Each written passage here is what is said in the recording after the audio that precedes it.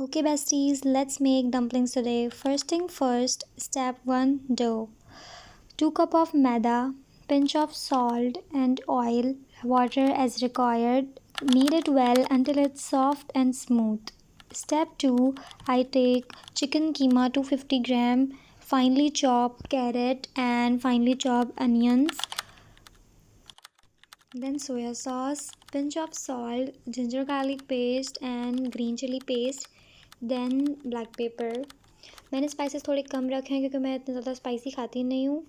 Then for the final fresh crunch add spring onions. Step 3, अब आया wrapping time. Honestly this part took me forever because रोटी को गोल बनाना is not in my talent at all.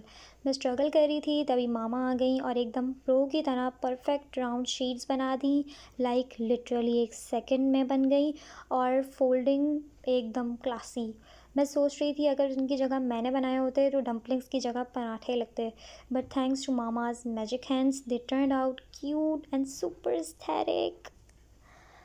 चलें, अब था स्टीमिंग का टाइम.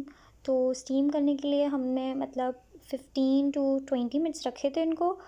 और बस घर की किचन में रेडी हैं soft juicy dumplings. Just look at these. Now bye bye.